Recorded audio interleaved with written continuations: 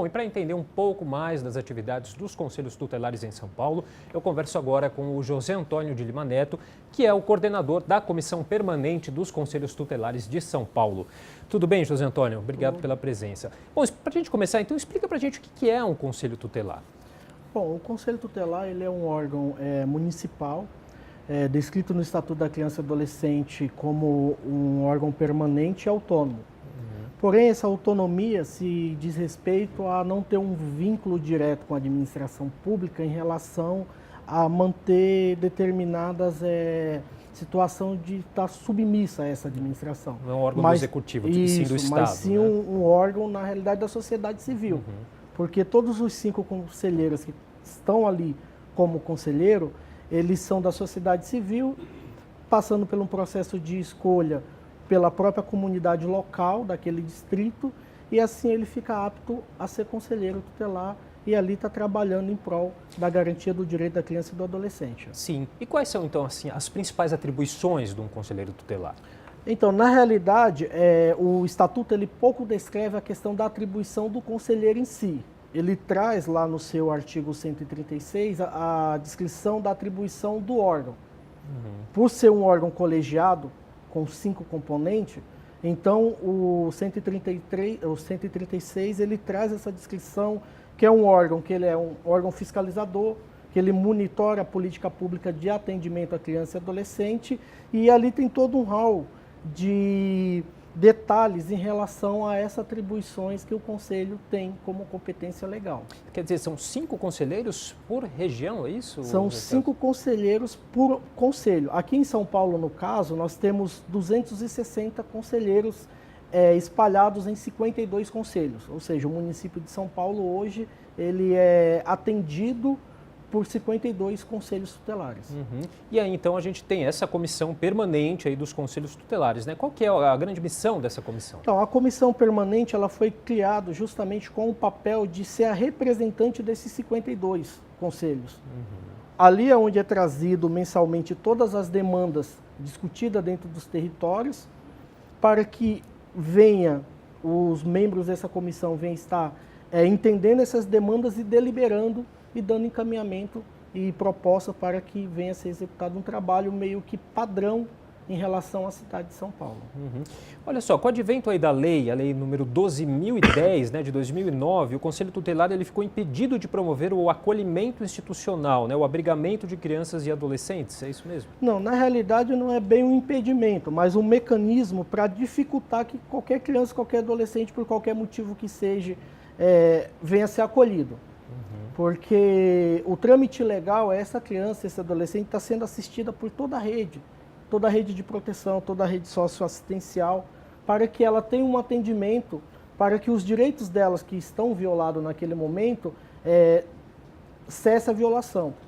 Então ela foi criada como um mecanismo para que tudo isso, após ser esgotado, venha passar pelo judiciário, pela vara da infância e assim o juiz determinar.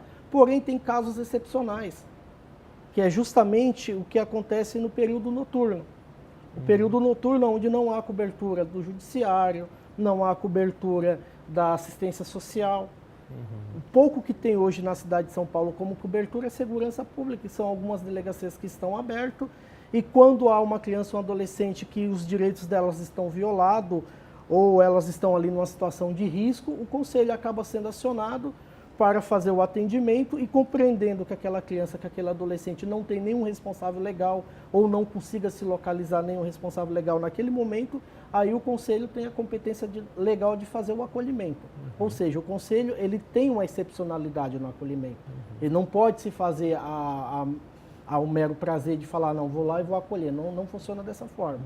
Ele precisa estar bem definido o papel dele, que embora muitas das vezes tenha essa dificuldade de entendimento. Tá certo. Bom, a gente vai fazer um rápido intervalo, mas o José Antônio de Lima Neto, ele continua com a gente no próximo bloco.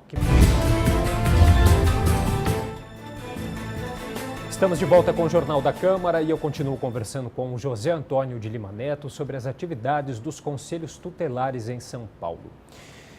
José, quem pode ser um conselheiro tutelar?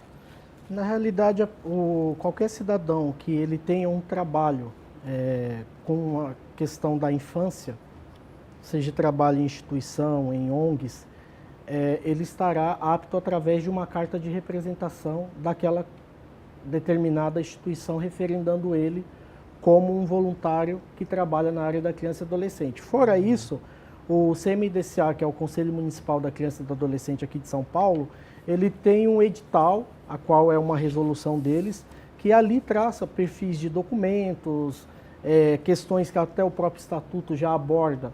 Porque o Estatuto ele cria um perfil, mas um perfil bem, que eu posso dizer assim, bem contido.